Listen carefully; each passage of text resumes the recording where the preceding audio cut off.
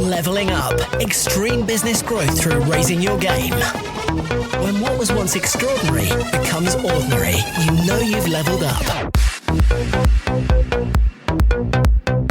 Hello and welcome to the Leveling Up Podcast with me, George Swift. The Leveling Up Podcast is here to give you the personal development, the entrepreneurial development and the business growth that you, the ambitious business owner, desires. I'm here to give you the inspiration, the motivation, but above all else to challenge your aspirations to take you and your business to the next level. Don't forget, subscribe to this podcast and never miss an episode. Today's episode is all about cold connecting, cold calling, and how it doesn't have to be cold. As always, during this particular crisis that we're facing now in this country and across the globe, the content that I'm bringing you is actually the same content that I am providing and creating for my Success Group members, my Success Group Plus members, and my Extreme Growth Mastermind members. We took the decision in this business to double down our energies and our focus on supporting our current members, as should you.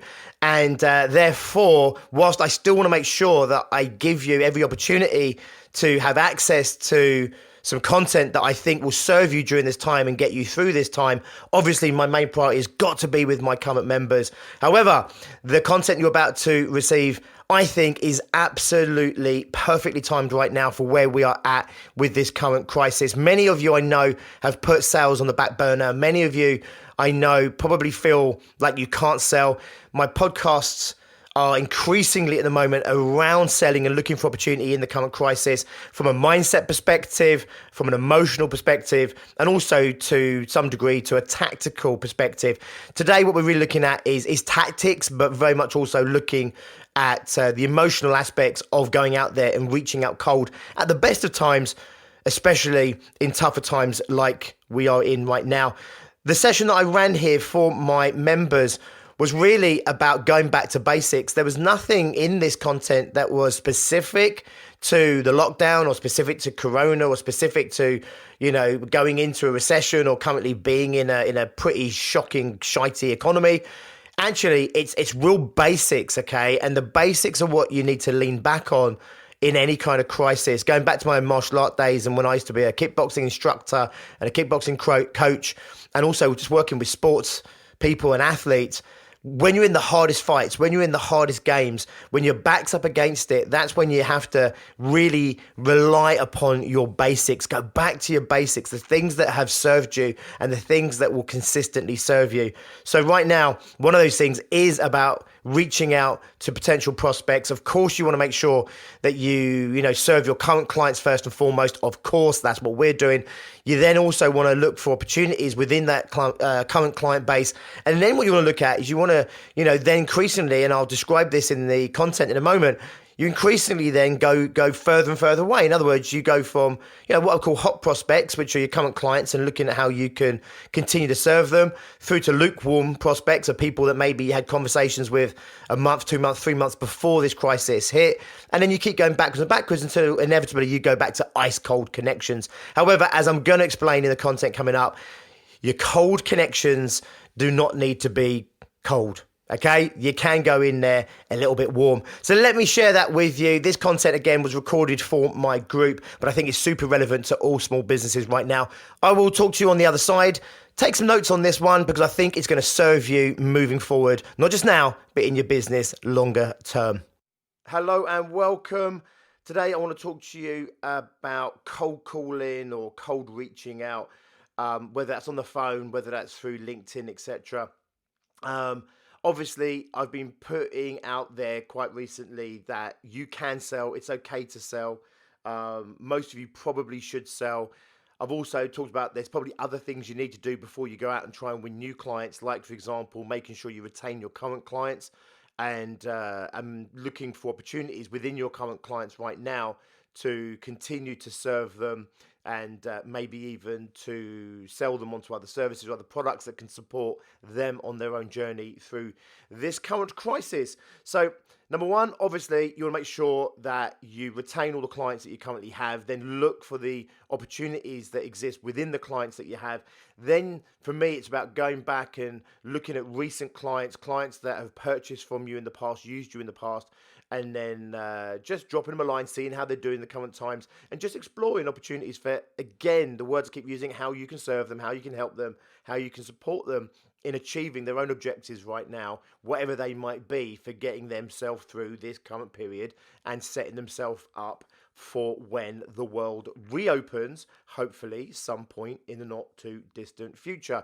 Today we're talking about cold calling or cold reaching out. Again, this was a conversation that we had on or in Success Group Plus yesterday, and obviously there's a reticence in a lot of good business owners, a lot of respectable business owners, nice business owners. There's a real reluctance sometimes to go out there and do the dirty door knocking or picking up the phone and, going out there and reaching out to people cold. And I get it, right? You don't want to put upon other people. You don't want to impose upon other people. Maybe even going back to a topic recently we talked about, which is about the fear of judgment, etc. The truth of the matter is really simple. You've got a product that helps people, supports people, gives value in some way.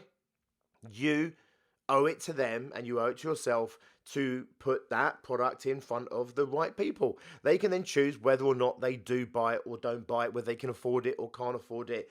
But the bottom line is really simple. You shouldn't take that opportunity away from them. You shouldn't take the possibility away from yourself to make some new sales. The interesting thing that we're coming across here as we're starting to speak to more and more of our Success Group members, our Plus members, and our Extreme Growth Mastermind members is that actually sales are happening in a lot of businesses, and some of those businesses are businesses that definitely would have presumed that business was going to die. And when they're reaching out and they're going out there and doing sales activity, they are coming across opportunities. Some of them, definitely, it's fewer and further between. For some of them, they're smaller deals. For some of them, they might not even be deals necessarily for right now, but they're lining up stuff for, maybe a couple of months or a few months in the future. My bottom line is really simple, is I don't think sales should stop. I think there's definitely things you might need to prioritize first before you move into sales. But I do think as we start to get into this thing and we start to, the word I keep using is kind of renormalize into this new way of living and doing business, I think the opportunities are going to be out there more and more for people to have proper, smart, decent, intellectual conversations with each other about doing business, whether that's now or setting up stuff for the future. Once we get out of the fear, once we get out of the panic, once we get out of all those knee-jerk reactions, then we start to renormalize, we'll calm down, and I think people will start lifting their head up and looking around and just saying, right, what should I be doing? What comes next? How should I be preparing? I think we are definitely coming into that period now, by the way. So I think it's a good time to start reassessing, if you were parking sales or thinking that sales was something that you shouldn't do or couldn't do over this period, I think now might be a good time to start to reevaluate your position on this and really think about what your opportunities are over the coming weeks. Certainly we should be starting in the next couple of weeks or so, but obviously the opportunities that are going to be out there over the next maybe couple of months or so. So I just want to put a couple of things out there around this idea of cold calling. Number one, I get it, right? Even hardcore salespeople, and I've done sales for a long time, and Tracy, she's done sales for a long time. We don't like the cold stuff, the picking up the phone to someone that doesn't know who you are and saying to them, hi, this is me, can I talk to you about what we do? Most people don't like those calls, right? Most people don't, right? It's a very specific personality type that can do pure cold call canvassing day in and day out. Now, most of what we're going to be talking about when we're talking about cold calling isn't actually completely cold calling. As long as you have a reason for contacting the person, in my opinion, I wouldn't call that cold. Cold is when you are speculating. You're literally picking up the phone saying, is there anybody there that might want what I'm offering? That's pure cold call. When you have a reason to call someone, for me, it's already starting to move from cold, maybe into tepid. It might not be even lukewarm yet, maybe tepid, but we're starting to move into the place where, there's a reason to have that conversation. Now, in its most tenuous sense, it could be we've been connected on LinkedIn for a couple of years. We've swapped a few messages on LinkedIn, or I've seen your posts. I thought, during this time, I'll just reach out to people, make some personal contacts out there, and I thought I'd drop you a line. Make sense? If you've got their number, of course. If it's through LinkedIn messaging, maybe you haven't contacted them directly, you've you've either, commented on some posts or liked some posts, or even just, just sat there watching them from afar. Maybe it's a really good opportunity to say, look, I've been watching your stuff. I've been looking at what you've been putting out there. Really like what you're saying. This is what I'm doing. I just thought I would drop you a line and maybe we could have a chat. Does it make sense? It's not cold. I'm not going to say it's a warm lead or it's warm conversation, but it's taking it from that cold into that place of being tepid. If you're contacting people who've contacted you in the past, that's not cold at all, in my opinion. So someone spoke to you a year ago about doing some business with them, nothing happened. You phone them up and just say, right, I thought, while I'm sitting here at home, like we all are, I'd drop some lines out there, just see how people are doing, make some reconnections. And do you make sense? It's that kind of thing. You got a reason for calling. It's really important that you have a reason for calling.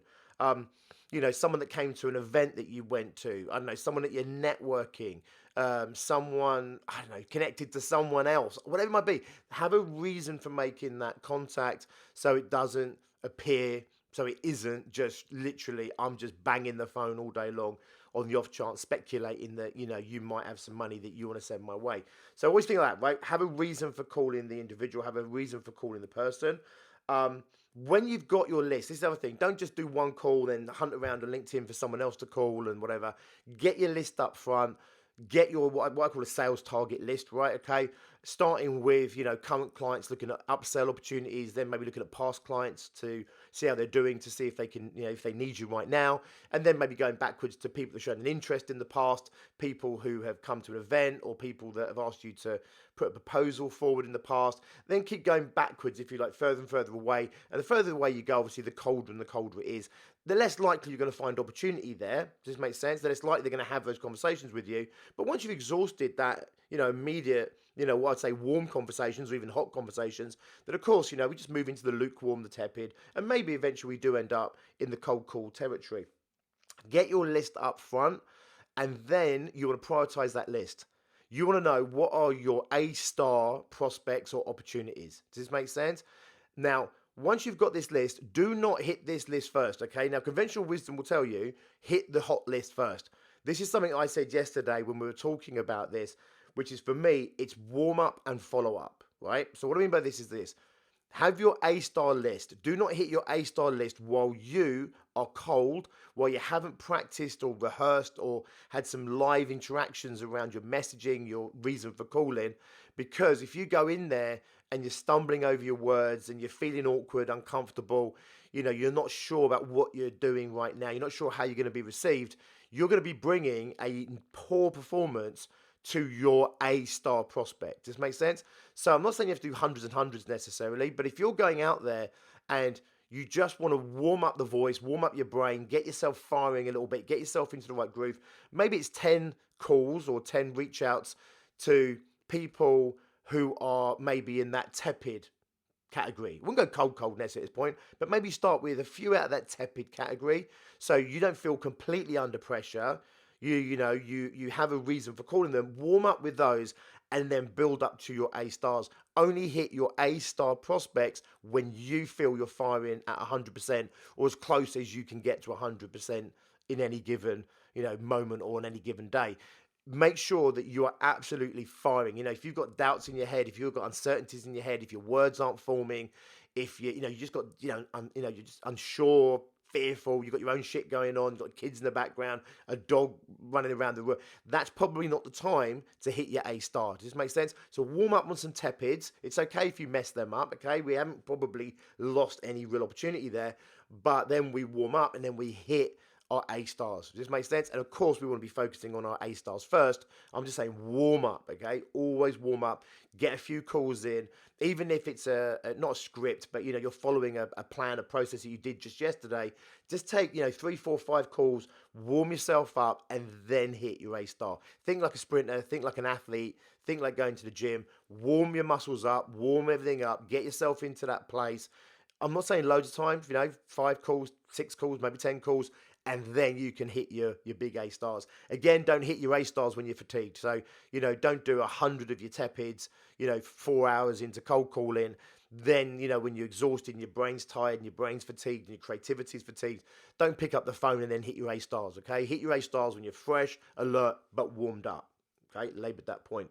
Then it's in the follow-up. So you will get lucky, right? This is how telesales works. This is how all cold calling or cold reaching out works. You will get lucky. You speak to 100 people and, I don't know, any given day, when I used to do telecanvassing in the past, and we have people right now that still do cold calling, and I still recommend cold calling, by the way, as a decent sales strategy for a lot of businesses. But you talk to 100 people, maybe you have, I don't know, if you're lucky, maybe you have 10 conversations. People are saying now, right, by the way, during the middle of this corona issues, that they're having really good conversations with people, because it's just so much easier to get through to the right people, and they're not being bombarded by loads of other people, because so many people are just, sitting, in bed watching Netflix and stuff. Actually, it's never been easier. I'm being told by people that do cold calling as their business and as a big part of the strategy. It's never been easier to get through to the people you need to get through to talk to. So I'm saying 10 conversations, maybe you can get 20 conversations right now. But let's just say you get 10 decent conversations. Out of those 10 decent conversations, you might get one opportunity, right? You might get one opportunity to pitch. You may get one opportunity in terms of, you may get a sale. Does this make sense? Out of those other 9 conversations, okay, there may be a couple of those or a few of those that you can write off straight away. You're not right for them. They're not right for you. It's never going to happen. You can cross them off your list. There'll be a big chunk, however, where you have decent conversations. They could be a prospect for the future. There could be opportunities in the future. They're just not there right now. And what you've done is you've built a little bit of rapport. You've had a great conversation, especially now, given the current circumstances. We're loving positive conversations right now. A lot of people are enjoying the distraction of having these conversations. So, you're winning them over, right? You're warming them up to you, and you're not going to get a sale today out of it. And most people you talk to, you won't get a sale out of it right now. But what you always do is you make notes around the conversation. You're having intelligent conversations about their business and their pains and what you do, etc., etc. But it's like 70, 80, 90% about them, because you're getting all this information. At the end of the call, you sit there and you say to them, right, based on what we've been talking about, I know it's not right for you right now. Could I drop you a line in a month, 2 months, 3 months, 6 months, whatever is appropriate based on the conversation? If they say, for example, nothing's happening, until June, you wouldn't call them in June, in my opinion. You would want to get in there in May. Does it make sense? You say, is it okay if I just call you, May time, just check in with you and see how things are going? Make sense? It might be they say, look, we're up against it right now. We've got this, this, and this. It might be 2 weeks' time. You might sit there and say, okay, so what? Would 2 weeks be a reasonable time to call you back? They might turn around and say, no way, no way. You say, okay, when would be a good time for you? They say, look, probably a month, maybe 2. It's okay. Is it okay if I give you a call in about a month's time? Yes, it is. They are not going to remember that they've agreed that you can call them back. But here's what it does.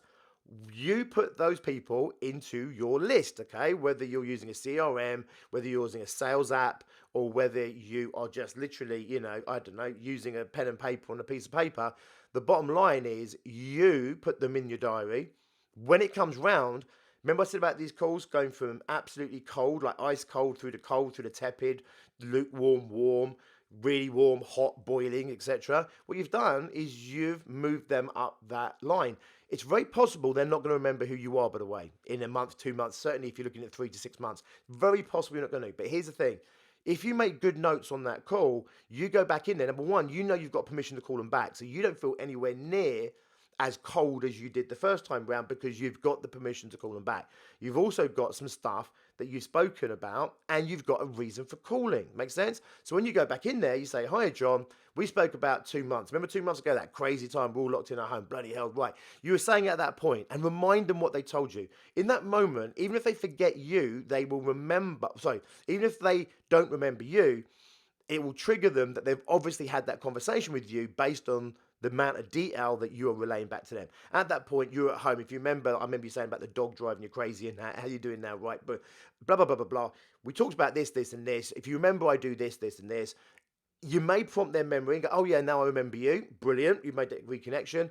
At the very least, they have no idea, but they'll probably pretend to remember you, because it's rude not to, because you obviously remember them. You've obviously had a proper conversation with them. You're into a warmer conversation.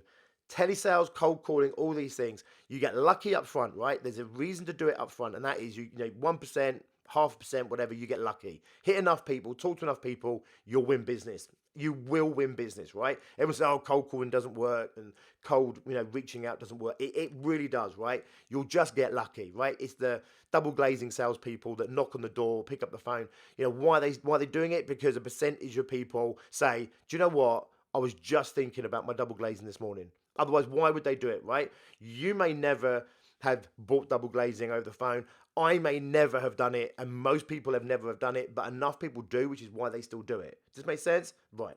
So then it's in the follow-up. It's in keeping the details, making sure you have a decent CRM or you have a decent sales system or at least some decent notes, put them in your diary, and then call them back, right? Using certain key elements of the conversation that you had to, number one, go straight back into that rapport, leverage the rapport that you put in.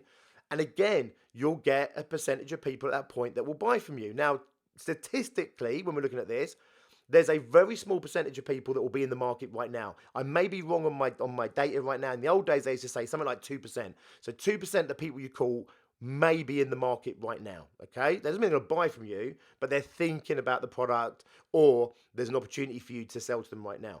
So the other conversations that you're having are because 3 months and 6 months down the line, another proportion of those come online. So let's say, for example, it's like another 10% of those people, as long as you're talking to the right people with the right need and it's your right, customer base and that, it's possible over the next 3 to 6 months, another 10% of those will be in the market at some point, right?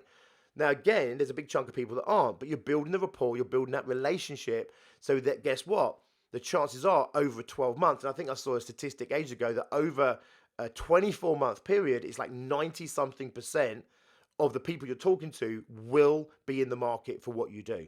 And cold calling, whilst it feels like a very short-term strategy, hi, can I sell to you? Hi, are you ready to buy? Hi, do you have a need? It feels super short-term strategy. It really isn't. What makes cold calling work is long-term strategy, okay? Is approaching it over the long game, which is saying, right, I'll not only get lucky right now, all the no's don't matter. If I can rule out people I never have to speak to again, brilliant. There's a big chunk of people in the middle who could be my client at some point in the future. Build some rapport, get some information, agree a call back, call them back, have another really good, decent conversation with them. A percentage of those will be in the market, most won't be, and you keep repeating because over a time scale of 12 months to 24 months, most of them will buy what it is that you are currently doing, assuming you're talking to the right people. Does this make sense? So during this current situation, during this current outbreak, I think you should be selling, right? And if you're not selling right now, definitely get your house in order. Do those number one priorities that you have to do to get them out of the way so that you can then start looking at sales opportunities. And at the very least, even if you don't land any of those opportunities right now, because the 1% hit rate or the 2% in the market has been reduced to a tenth of that in your particular market because of the current virus outbreak and etc., it's possible that you don't have the 2% hit rate of people that are in the market right now. I think you might do, by the way, but maybe you haven't.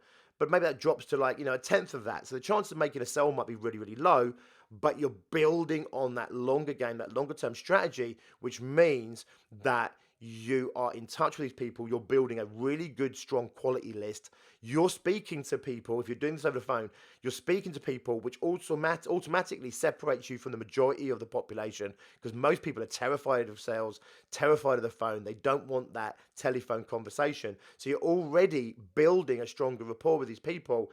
And when does it pay off? You'll get lucky at the front end. You'll get, a bit more lucky. Inverted commas, it's not luck. You'll get a little bit more lucky the second, third time round. Guess what?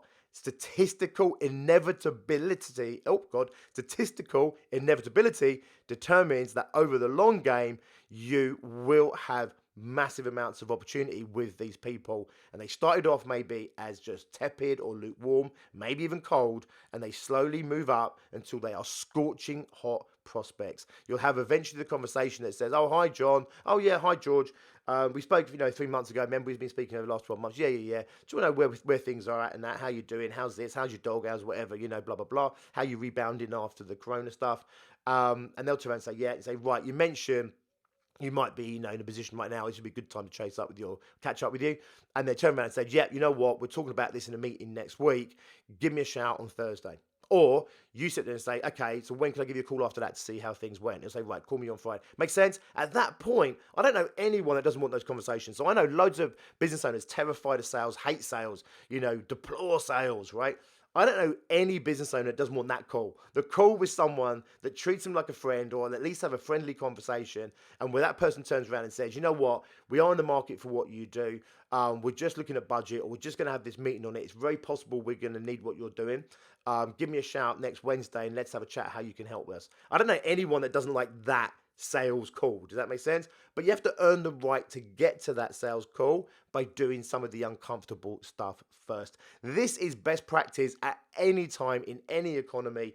I just wanted to give you a few pointers on maybe how to get started, or how to get in the game right now, given the current situation. I've been putting out some content, obviously, around sales, putting out some content around why I think you should be looking at sales and new opportunities. I just wanted to put this together and saying, right, I know there's a lot of resistance to this concept of cold calling. I just wanted to let you know, most of it's not cold calling. And even if you have to start with a cold call very quickly, it stops being a cold call and we move into something more deeper, more profound in terms of our conversations with people. Okay, so I want to just leave you with that. Have a reason to call, create a list, warm up first, okay, and then get the information, get the data, get agreement on the follow-up, then do the follow-up. At the follow-up, remind them of who you are, remind them of your relationship with them. Even if they've forgotten you, you still will get the reaction of a warm call, because it's obvious you had that call and they're the ones that have forgotten you, etc. And you move it along and you move it along. You'll get a degree of luck at the first hit. You'll get a degree of luck on the second, the third hit, and then it's about inevitability when you play the longer game, whether it's 12 months, 24 months, or even longer. Awesome, guys. Listen, hang in there. Do a good job. Get your priorities out of the way. I get that. But now's the time to start really looking at your opportunities and your possibility for going out there and making new relationships, and maybe even, dare I say it, going out there and winning some new clients. Everyone I know that's hitting sales quite hard right now, they are winning clients. They're having to be creative. They're having to maybe go into uncharted waters. Some of them, they're smaller deals. They're not the deals they would normally have taken. But I'm telling you now, everyone who's really hitting this hard is having a degree of success. And some people are having real success right now where they just simply wouldn't have expected to. So don't write it off right now. I want to put that in your psyche. Have a serious think about it. It might be the right time to get out there and start cold connecting, or at the very least maybe tepid connecting. As I say, start with the A stars after you've warmed up, and then work your way back, and then you need to bring them through. Get your cold to your tepid, to your lukewarm, to your warm, to your hot, to your scorching hot, to your boiling, until ultimately they become a client of yours. Awesome, guys. I'll see you very soon, and until then, as always, be successful. Okay, so as always, how does that content relate to you right now? How does it relate to what you're going through in your business? How does it relate to the opportunities that exist out there for you right now? And of course, still thinking that longer game, playing that longer game, and understanding that the actions we take today, whilst we want some short-term reactions, some short-term success, that actually there is stuff we're paying in right now, we're investing in right now. That's the stuff that's going to serve us and pay us back tenfold later down the line. I know it's really tough to play a long game right now if your back is against the wall, if you've got some doubts, fears, anxiety still hanging around the current situation. I know it can be hard to think longer term, but we do still need to be playing a longer term game. Of course, you need to make sure you've got all of your short-term stuff taken care of. I get it.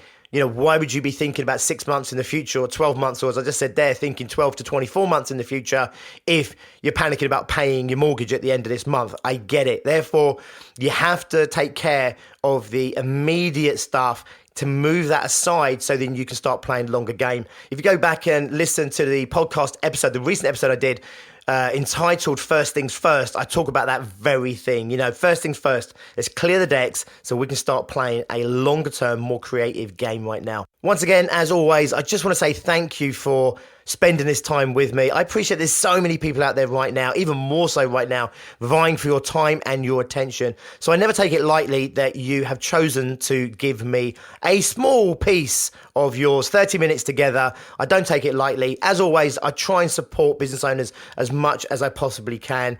There's still those resources available to you. If you go into the descriptions, you can see the 6-figure fast track webinar. Whilst I appreciate right now, if your back is against the wall, you might not be thinking about massive, extreme, fast business growth. However, many of the lessons in that webinar are totally applicable to where you're at right now. If you just make a little bit of an effort, a little bit of a tweak, and think about how is this relevant to what you're doing right now. We talk about a business model that's going to serve you.